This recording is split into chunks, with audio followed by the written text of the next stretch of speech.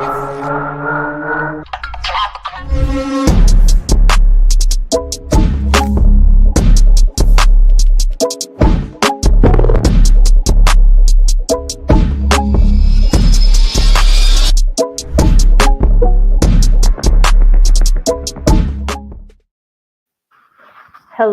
everyone. Welcome back to In the Hot Seat.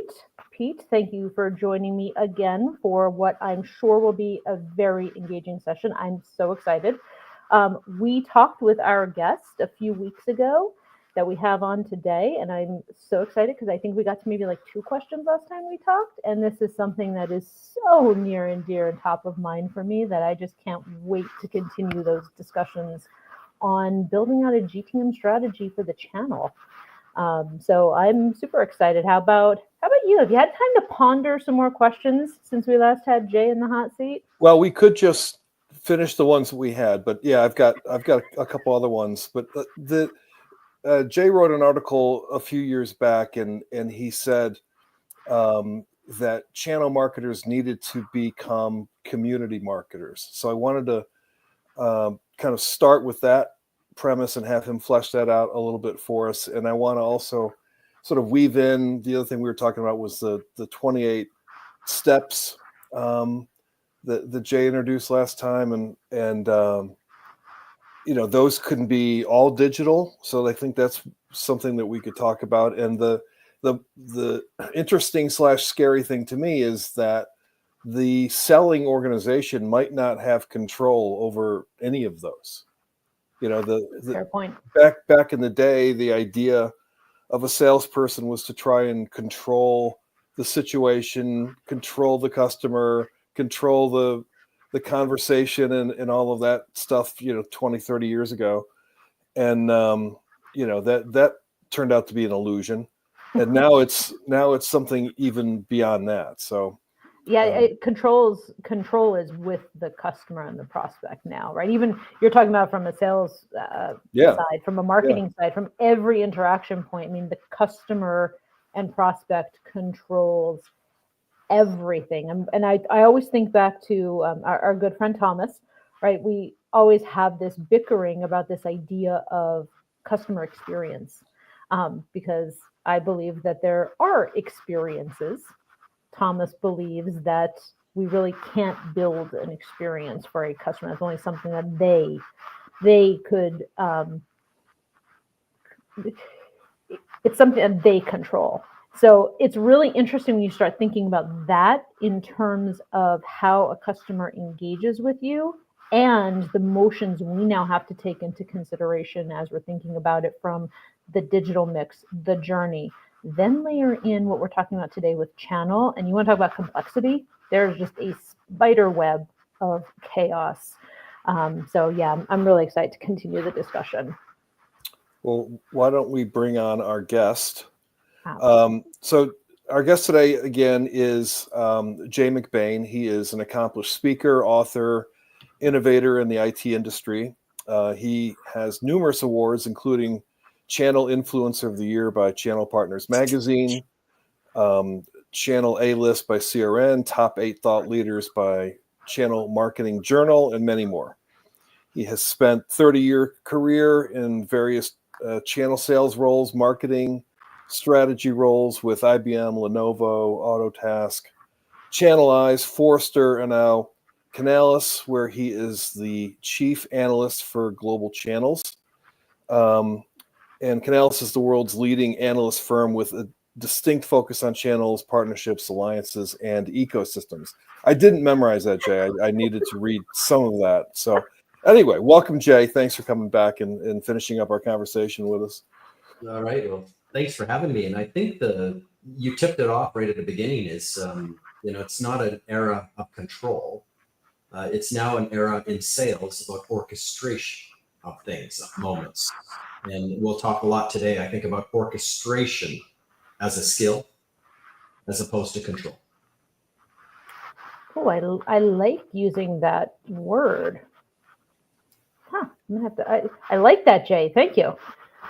So, Jody, you want to put up the 28 steps and start there, or do you want to go? You want to start somewhere? let's go with the 28 steps, because we started on that in this first session. And just to level set, Jay, as I bring up this slide, how about we level set for the audience and kind of walk through what it is this slide is going to be talking about. Yeah, when you look at buying and the motions that we go through, this is a view of a considered purchase buying. It has nothing to do with buying technology, hardware, software, Internet of Things, but those are all considered purchases. You might be spending $1 million on something that's going to be considered. In your private life, buying a car would be a good example of a considered purchase. And moving through the moments that you move through. And 28 moments, by the way, is just an average. When some of us buy a car, we figure out that we need a car in the bottom left. We might not even Google it, but 81% of people do, either Google or ChatGPT search to start their journey. Some of us might just get in our current car and drive to a dealership, because that's what our family has always done, gone to the same dealer, and Larry there at the dealership has always set us up with the next thing. Good old Larry. We might have one moment, and that's it, just driving to the dealership. Somebody like me, though, I might be going down rabbit holes on YouTube, watching every video possible and going so deep that I might spend 56 moments before I hit the dealership on the upper right. So the best way to explain moments in a considered purchase, I think, is to think back to the time that you did buy a car and start thinking about the 81% of us who start, online. And we start to find out in those first few steps, the results of our searches really quickly will tell us that there are 365 kinds of car. And if we wanted to start going to do test drives, that would be one per day for the entire year. And so that pretty quickly tells us that this is a pretty big, complex industry, $4 trillion industry with 63 major manufacturers of those cars. So I better, in the next step, start to narrow down my focus. Do I want a Lamborghini? Probably yes, but for the family, not the best choice. But I can start pretty quickly narrowing down by segment or product or different ways. I might even get to the point where I want an SUV. I want either gas or battery electric. I want maybe a foreign brand from Japan or Germany. I start to narrow things down to where 365 kinds of car might get down to 10 or 5. At that point, I might start to double click on those brands, read consumer reports, read Motor Trend magazine, go to YouTube. These are the moments. And there's people who earn these moments. In technology, for example, somebody who wrote the ebook, somebody recorded a podcast, somebody that ran a local event. Those are moments that I'm going to go as a buyer and learn more. And so what rolls back and the differences that we're talking about today is the majority buyer you now have. 51% of your market TAM is now a millennial born after 1982. There's certain changes that happen with millennials that didn't happen with me and Gen X, or that were in baby boomers before that. Millennials are digital first, digital only buyers. Many of them will want to go through all 28 moments digitally. They'll actually rather have a AI generated demo than a human led demo. Not because AI is better, it's just, it's not going to call you 3 times a day because there are sales managers all over them. So this avoidance of humans, 75% of this cohort doesn't want to talk to a human in these 28 moments, would rather replace those learning moments, educational moments digitally. And so as I'm walking through, this car buying process, it's not till about moment maybe 14 that I actually land on the manufacturer's website for the first time to configure, price, quote the car. I get to choose my color, my rims. I get to choose the options, leather seats. It's kind of fun to go in there and build your car. But that would be the first time the manufacturer ever sees you. The other 13 moments before that were owned by others. That's the point of partnerships. If I'm not partnered with Motor Trend, if I'm not partnered with the person on YouTube, racing that car against a Tesla, if I'm not partnered in all these moments, I won't get access to the data. And now at the end of the cookie, we don't have the ability to go buy buyer intent data from Google or Facebook or Cambridge Analytica. We're really stuck for those companies that are selling considered products in this world where we may get very few of these moments line of sight. And the worst thing in the world is when you miss all 28 moments and you lose a deal without ever knowing there was a deal. But if you only know one or two of these moments, it's very tough to grab onto that customer and walk them digitally to that point of purchase on the upper right. So that's kind of this 28 moments, around a car purchase. We know later on that, you're going to download the invoice price. The dealership, because we're forced by law to buy from a dealer in most states and provinces and countries around the world. But the invoice price that the dealer pays for that car, the back-end rebates that they're running, whether I should have bought the car in March or now in April, the back-end rebates per month we get access to. But you can imagine now that I can go and find 5,000 people that bought the exact car within 50 miles of me, and I can see a bell curve of prices. I know within a penny now how much I'm going to pay for this car. I can go a little bit more aggressive and negotiate my way down a little bit, but I kind of know within, I'll talk about tens of dollars, maybe hundreds of dollars, where this deal is going to end up. So I'm so smart about the car. I'm so smart about the deal. I'm smarter than the salesperson or the sales manager at the dealership will ever be. I'm at a point where I want to close on it digitally and have a Carvana just bring me the car to my driveway and hand me the keys instead of the human experience at the dealership. So I have a question as it relates to if we think about this journey with regard to the technology sector and software, and we think about how we were talking about partners last time, right? I'm going to scratch the word channel and think about the partner. Yep. The partner is really infused in all of these moments as well, right? When we go to market with a partner as a company, the partner plays a pretty pivotal role. Would you agree in all of these moments? Now, the question that I think, let me ask this way. Companies who are on the smaller side versus companies that are more enterprise, right? Enterprise has that built out motion pretty well defined, and they're very well known. So creating a partnership is a lot easier for the bigger players.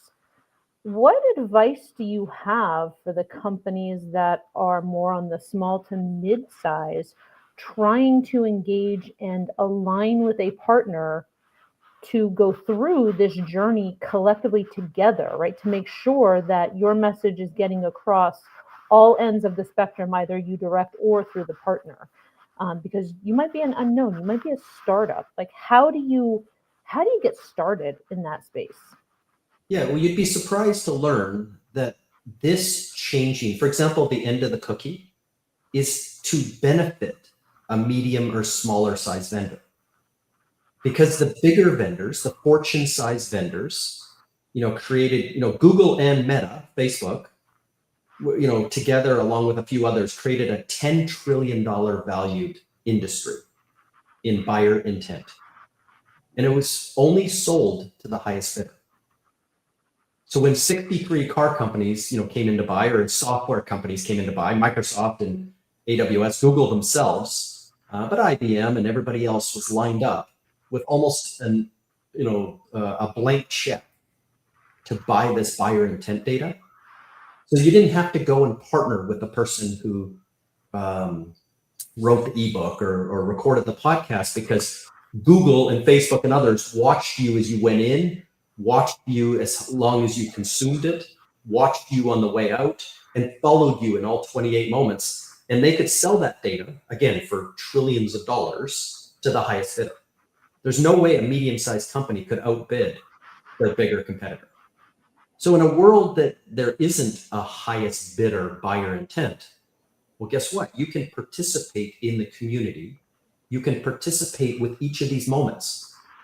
I could approach that, the writer of the ebook, the recorder of the podcast, the association. I can approach, G2 Crowd. I can approach analysts like us. I can approach anybody who would be earning these 28 moments with my customer and find ways where it's a 1 + 1 = 3 or better together story of where we could partner.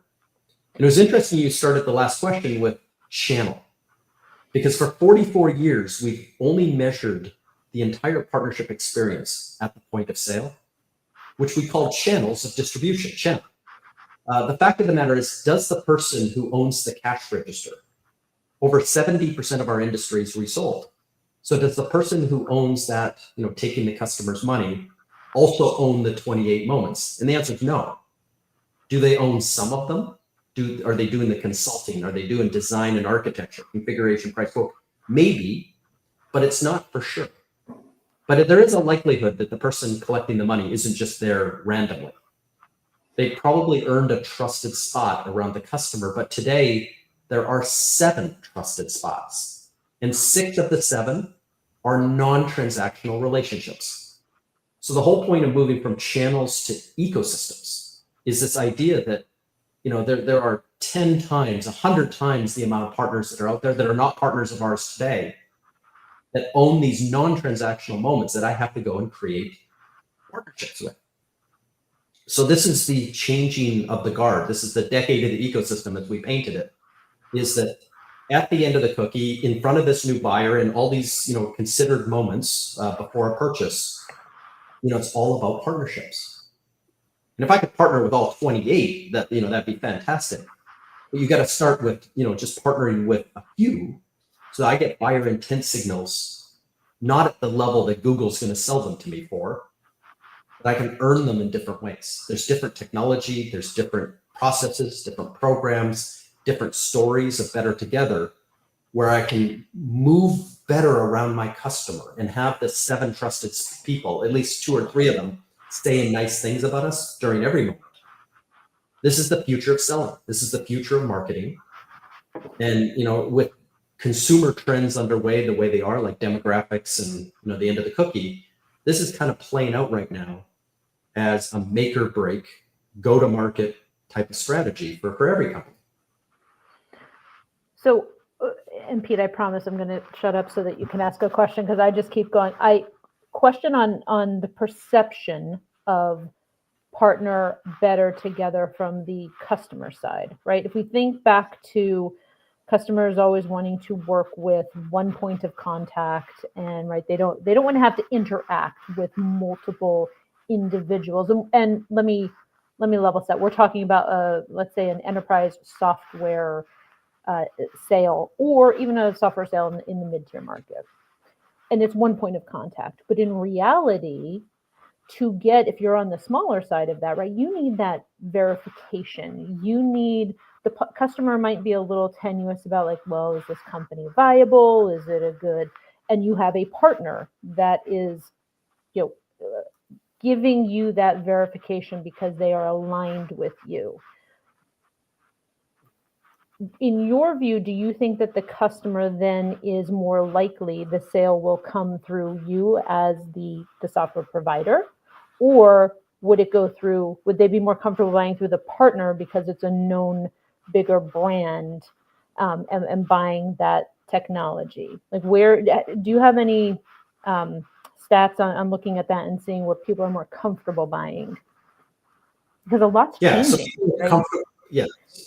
So it's you go back to the customer again. Let's go back to the psychology of the buyer, because it's really important here to understand the 28 moments as connected to this new buyer, and then connected to how they buy. So I mentioned a different psychology, behavior, customer journey. We know they're digital first, digital only. We know they're subscription, consumption, marketplace friendly, because a lot of consumer bleeds over with this buyer into B2B buying. But suffice it to say, here's the most important thing I can say about this new buyer.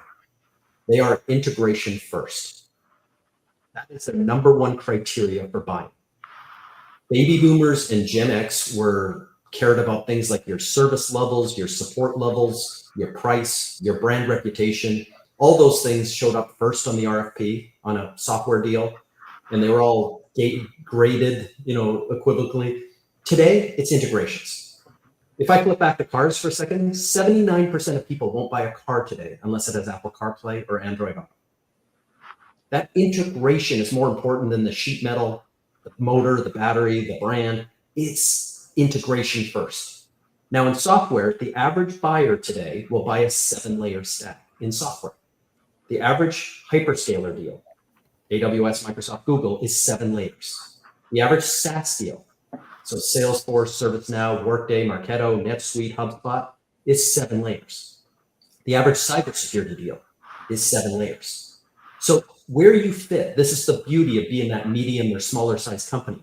You're not going to be layer 1. In the first deal, it might be AWS. In the second deal, it might be Salesforce. In the third deal, it might be CrowdStrike. Your ability to integrate with those platforms, which turns out to the buyer as an endorsement, that you've passed their security, you've passed their governance and compliance and all the things all the hoops you have to jump through are important because you've passed muster. And then hopefully there's a whole bunch of case studies, customer success stories out there that I can review of where this 7-layer stack that I'm considering is better integrated than the next one that I'm considering. And so this 7-layered idea actually leads it to marketplace sales, which I think we're going to next, which is because I can actually drag in all 7 layers into one transaction. And all of the integrations, everything then happens is around this buyer. So it's all to the benefit of the buyer that a small or medium-sized software firm integrates them within the ecosystem, within the platforms that it goes to market with or around in front of that buyer. So it seems like that's a response to complexity. Like if you are integrated, then like you said, that's an endorsement, and I don't have to worry about all this stuff that if I was doing it from the ground up would just equal lots more work, lots more time to market, lots more risk, lots more just complexity, which means I've got to get other people involved and we've got to talk about this stuff again. And that just, I can definitely see how that would add so like we can't control customers. We have to now influence them, and the way we influence them is by adding value. And this is the thing that they value the most, is this level of integration, which kind of goes to sort of simplicity and time to market and that sort of thing. But the other interesting thing that I just wrote down was smaller companies, you're not going to be the first layer in the stack. I think that's a really powerful idea for smaller companies like I work for and Jody works for, where your number one goal is to not get squashed by somebody with $1 zillion and umpteen with a less valuable product, perhaps, right? So this idea of sort of bundling yourself like a priori almost with this stack before you go to market, to the extent that that's possible, seems like a no-brainer. Like that would be the strategy whereby and then it's up to you to create the value that you hope you create. But that packaging seems really important. Yeah, the 7th layers is really interesting because if the 3 of us, got off this call here and went and started a company together, the idea is how do we get into the 7th layer or 6th layer of some other stack? We're going to build the company on a hyperscaler platform. We're going to be selling it to a particular buyer. Let's go back to that marketing buyer again, who spends $120 billion on software. Many CMOs in mid-sized companies spend more on technology than the CIO. But there's 14,106 other, small software companies who have joined that MarTech and AdTech stack. So we got to determine where and what outcomes we're going to do as a company, but we're not building software out of the gate to compete with Microsoft or AWS or SAP or Oracle or IBM. We're building software probably at the 7th layer, some level of compliance, regulatory, governance, very specific to a customer. The buyer type, the industry they're in, the geography they're in, the segment they're in, the product level they're looking through, and the models they're looking at. Those are the 6 things where we build a 7th layer solution to go into a stack. And then the three of us, as we built the company and went to, sell this to investors, would say, we can move to layer 6, then layer 5. And maybe, 5 or 10 years from now, if we're wildly successful, we will compete with one of the big players. Like CrowdStrike, I mentioned, is competing with Microsoft. And that would have been unheard of, 5 years ago, 10 years ago. But they're now a $100 billion company, and they're taking on in public. And Salesforce is taking on Microsoft in public. But that wasn't in 1999. That wasn't in 2009 or even 2019. But here we are. We're just trying to go down the stack. And every time you go down the stack, when you're at layer 7, you're selling something for $10,000. When you're at layer 1, you're selling something for $1 million. To make bigger, make deals that are bigger, more sticky, more relevant and important, impactful for the customer, is the lower in the stack that you get. Question on marketplace. Sorry, I didn't mean to talk over you, Jay. Go ahead, finish your thought. No, go ahead. So question on marketplaces. Is there a price point at which the marketplace is not really a viable option for you as a company that's trying to sell through partners? I have to imagine there's a sweet spot where marketplace is a fit for your stuff versus now you're not going to go on when you have a ticket that's $15,000, $25,000. Or is it some other dimension rather than price? Good yeah, point. It's a different dimension. Okay. Again, if you're being dragged into $1 million deal and you're $10,000, a marketplace is the best place to do that, because the buyer is extinguishing their enterprise credits. They're getting to a single bill, a single invoice. This goes back to the early days of telco, getting everything on a single bill. But for their FinOps folks, financial operations folks, for their people who are trying to stamp out shadow IT and rogue IT, the way you get endorsed out of that is to join the marketplace. When I can have that as a line item and I can buy all 7 SKUs at once at one negotiated price that's now been further reduced because I can get a discount on my enterprise credits. I look good to the CFO. I look good and it looks manageable to the CIO, and my FinOps folks are delighted. And by the way, the customer is delighted that they can do that they don't have to shop 7 different places, have to redline 7 different contracts, and go through 6 months of kind of hell that you're going to put them through, when I can just go and transact almost immediately and have it running by this afternoon. So no, there is no price point difference. The only difference is marketplace in terms of your buyer. If you sell hardware, for example, Internet of Things, there is no marketplace hardware option today. There's still traditional distribution. There's got to be ways to move that product. And now with tariffs and everything else, I mean, it's very complex. But there's got to be logistics. There's got to be warehousing. There's got to be banking. You've got to be able to have finance, credit facilities and capital facilities to move, products that are physical.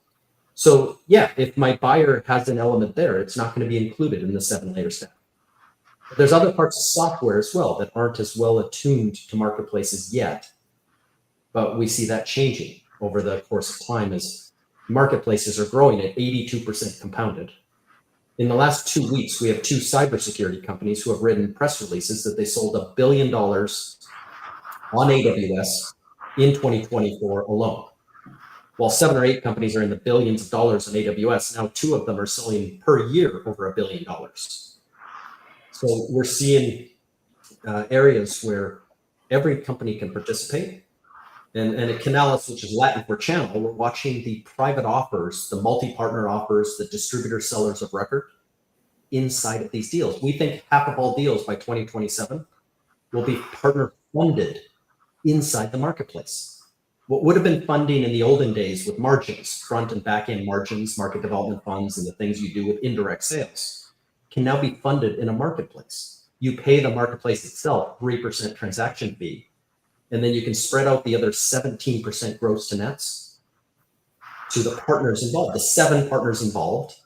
Perhaps as you measure them, you can fund them inside the deal. So it's actually become a really good mechanism for ecosystems. So how's this impacting the salesperson? for the company? Plug your ears, Pete. Well, the salesperson, the good salespeople, and in 2024, the majority of salespeople in the world did not make their numbers. Salesforce had an interesting report last year on sales. They do it every year, the state of sales. They interview 5,500 of the top CROs in the world. But we're at a point now where 89% of salespeople are using partners every day. They're orchestrating the deal. They may actually not be the trusted member around the customer, but they're partnered with people who are.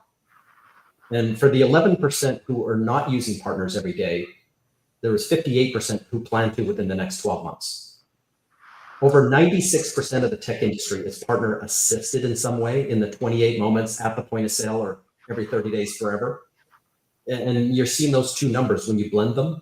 Around 96% of salespeople are coming around to the fact that I'm not going to win in this new environment without partner. And for the people who did make their numbers, which was the minority last year, 84% pointed to partners on that survey as saying the reason why they made their numbers is now they've gone from a control-based salesperson to a surrounding-based salesperson who orchestrates the deal.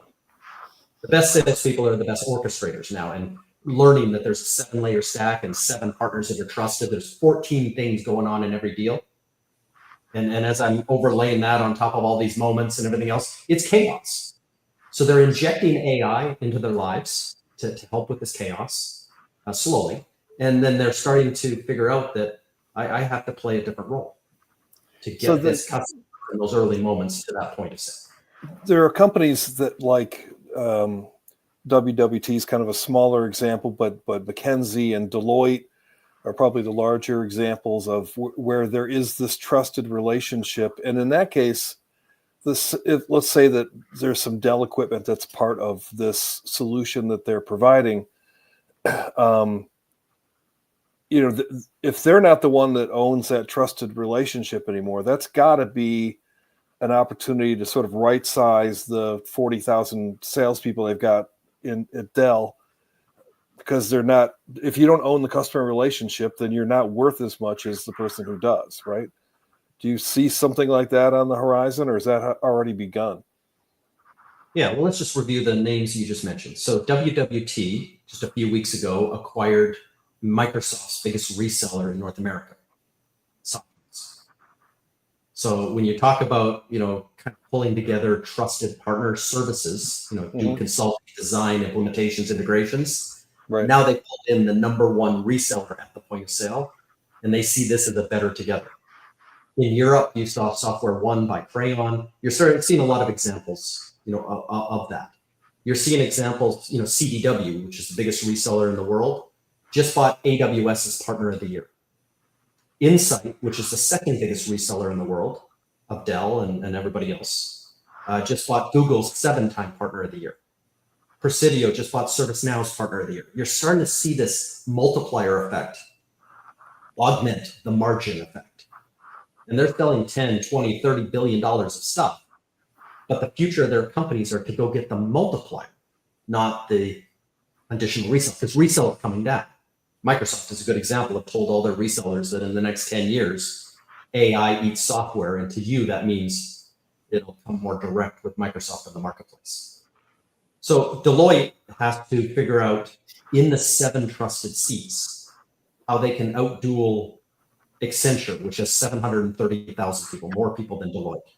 How, PwC and CAP and the other 20 GSIs are all heavy over those 7 trusted seats. In a lot of cases in enterprise, in big government, you'll have 3 of those 7 seats be GSIs. You're going to have Deloitte working with Accenture, working with CAP and KPMG and E&Y and others in the same deal. And they're just the multi-partnering that's happening. I work with them almost every day and speak in front of them in the industry. They're seeing this happen every day, and they all have their expertise. When you go back to the buyer, the industry, the segment, the geography, the product levels and stuff, the complexity, the trillions of dollars of variables, it means that they're just doing different value for the customer. And again, even partnering is 1 + 1 = 3. And while they partner in the morning, they compete in the afternoon. And that's just the world that everybody's in. Co-opetition is everywhere. And that's for Deloitte, that's for WWT, that's for, and now Dell. I want to finish with that one because I spent a lot of time in Austin recently. And, they made some early bets about direct. And, they led the direct motion, getting PCs to almost 30% direct worldwide. And Dell owns 85% of that share. And they've never walked away from direct because they believe in having that relationship with the customer, earning the trust of the customer, being one of those 7 people around the table. And I think that's kind of smart in a world that's not 100% indirect, Right. that you own the piece that isn't. But they do understand in AI that Dell is going to be part of a 7-layer stack.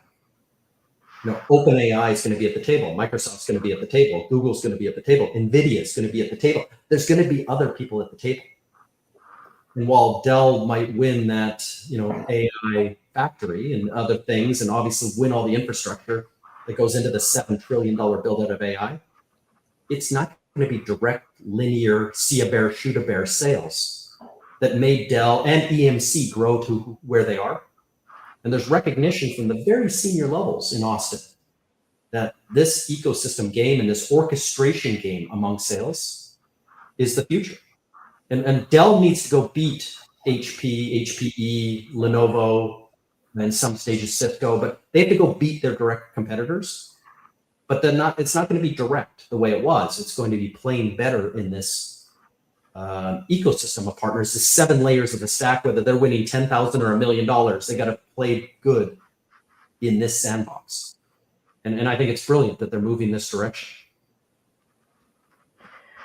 At some point, do you have a concern that there's going to be just a huge sea of sameness, right? If there's seven seats at the table and all of those companies are connected with the same everywhere, I mean, at what point is there differentiation? Well, there's trillions of outcomes. Again, a mid-sized bank in northern Scotland who's going, the marketing buyer who's going after a particular outcome is completely different than the trillions of other situations. So in a world of, economics, in the world of, how to, we build out a middle class of partnerships and things like that, it's really well situated here in terms of the opportunities. It's not the 3 hyperscalers win it all. But we do know the system is stacked. The 3 hyperscalers worth, I guess, $2 trillion now, as opposed to $3 trillion last week. But we know that they're going to be worth $10 trillion. I mean, they're going to be winners. We know the big companies become bigger winners, but the ecosystem, they all talk in ecosystem terms. Like Google kicked off the big Next conference this morning. The CEO, all he talked about was partnerships the whole time along. Understanding where Google was trying to fit in the 7 layers, but understanding that it wasn't going to be successful unless they're 100% partner-led and partner-run. And when they made that declaration years and years ago, they started to outgrow AWS for the first time. And they've outgrown AWS for 26 quarters straight since that declaration. When they made this declaration around AI that they were working within the ecosystem, they started to outgrow Microsoft. So they're the top selling hyperscaler because they made 100% partner commitment in understanding how this next 20-year era of our industry is going to play out. But the innovation, the ability for startups, 2,262 SaaS categories on G2 Crowd. The growth, that 7-layer stack is becoming an 8-layer, then a 9-layer, and then a 10-layer. It's growing. The 7 trusted people, mostly digital now, is growing to 8, to 9, to 10. The complexity is growing. The 14 things turns into 16 to 18 to 20. The orchestrators are the ones who win in sales. I know that we are running close on time, and there is a slide I want to bring up because we touched on it a little bit in the first episode, talked about it just very briefly at the beginning, but you have a channel slide, and I'm going to bring this up here. It took me a minute to really comprehend what you were communicating on this slide when I first saw it, because the numbers these are staggering numbers when you think about channels. right? And different ways to come together and bring people of like mind, or like interest, what they're looking for, to talk and advocate and even challenge. There's a lot out here, right? And as you're going down this path, the question that jumped out at me was, okay, well, how do you start picking and choosing the where and the quick hits, right? Because there's so many places where you need to be today. Before it was fairly, I'm going to say easy in quotes, but before you had a pretty small playbook in terms of where you were putting your money, where you were putting your effort. And this explosion that has happened, it makes it so complicated, especially for marketers and sales to try and figure out, how do I get started here? Yeah, it's a big Venn diagram, and it's a Venn diagram on purpose. But this goes back to the 7 partners who surround my customer, the people who have earned the trust. Many of them have spent 10, 20, and 30 years earning the trust. They coach the customer's kid in soccer. They, share a cabin up in the lake. I mean, they spent, their entire careers getting close to this customer. As a salesperson, they might be new to you, but the trusted folks go back forever. So then, an industry in bright green in the middle, we always looked at cash registers. Who sold my product? How much of it is resold? Where is it resold? What distributors? What VARs? Now what MSPs? Like where are the people who collect the money? And that's where all the money, the economics of partnering went as well. There was no other money in partnering to fund the other 6 people who didn't collect the money. But we started to see, we called them shadow channels at the beginning, but I look at that digital agency because I talked about CMOs earlier, spending more money on tech than the CIO. That agency who were madmen during the TV days, going back on TV. But 25 years ago, they helped build your website. 15 years ago, they helped get you on the front page of Google. But they're truly digital agencies where there's 200,000 companies and 10 people who work at each one. So there's 2 million people trying to compete to get into one of those 7 trusted spots. 78% of digital agencies are now tech services firms. They'll find they'll do an integration of your product faster than on page 4 of their website. They'll do creative work for you. If I drop down to accountants, 300,000 accountants with 10 people each, 3 million people, accountants doing your taxes this week in the US, for example. But 81% of accountants are tech services firms. They're more likely to be talking about their relationships with NetSuite and Dynamics and Sage and Intuit on their website than showing that they'll do your accounting or general ledger work too. So we've got every professional services firm in the world trying to come in because tech is the fastest growing industry for the last 10 years, and it will be for the next 10 years. While their mainstream business is kind of plateaued and the margins are pressured, they saw the riches in tech industry. And so if they could get closer to your product as a mid or smaller size software firm, and they could represent and go build these 7-layer stacks and drive it and drive the outcomes and drive all the managed services around it, if they could do all that, this is where they could take their business next. That's on the right. You see on the left, all the software companies we mentioned, SaaS, all the emerging tech companies, all the SIs, everything comes together, 20 different partner types and tens of millions of people competing for the 7 trusted spots around your customer. That's why we make it a Venn diagram here. That's why we put it all together in one place. But yes, there is complexity, and you're never going to know all 28 of the moments. You're lucky to know 5 of them. You'll never know all 7 trusted partners, but you'll be lucky to know 2 or 3 of them and be able to convert them to say nice things about you before, during, and after the transaction. Well, when I first looked at this and I saw the influencers at the big bubble top word, I was thinking about, right, B2C makes sense. You get the concept of the influencer. On the B2B, do you think that we're going to see a point where that true influencing in the social dynamic of the B2C world makes its way to the B2B world? It's already here. So all the work that was done for decades about, Kim Kardashian earning $1 million on Instagram, at some point somebody had to attribute that spend to the $5 million you would make by hiring her to do that.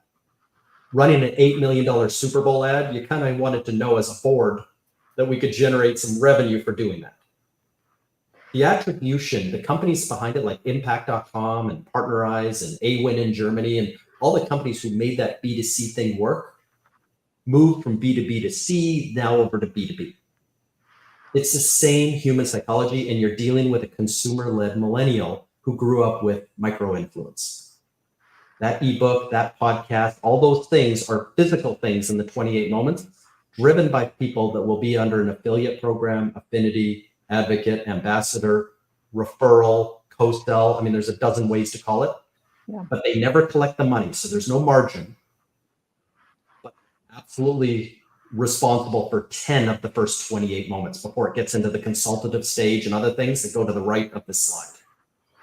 I have to get absolutely obsessed over 4 million plus maybe companies and maybe 40 million people who are saying things on cybersecurity right now on LinkedIn as we speak, as could be a trigger for my customer and who I want to share data with and who I want them to be saying nice things about me versus my competitor. Yeah, the world of marketing and building those playbooks and selling has, keeps me awake at night a lot, Jay, because there is a lot we need to take into consideration. Thank God we now have AI, which is the ultimate orchestrator. And salespeople, marketing folks will be using AI as their co-pilots or whatever you want to call it, or their agent force or whatever you want to call it. But they're going to be using AI to handle a lot of this scale and complexity to drill back down into the data where I can better orchestrate my customers' moments before making this purchase. It is definitely an exciting time to be in marketing and sales, right, Pete? Oh, sure. Oh, sure. That sounded so exciting, Pete. Come on.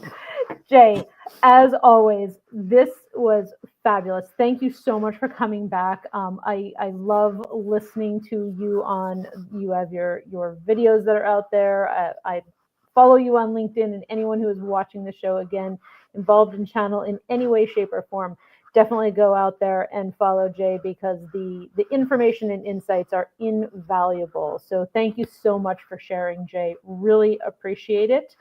And to all of you out there watching, thank you so much for joining us again on In the Hot Seat. I am Jody Spencer. And I'm Pete Smith. Tune in next time for different faces, different topics, and different perspectives as we put somebody else into the hot seat. Have a great day, everyone. Bye-bye. Thanks again, Jay. Thanks.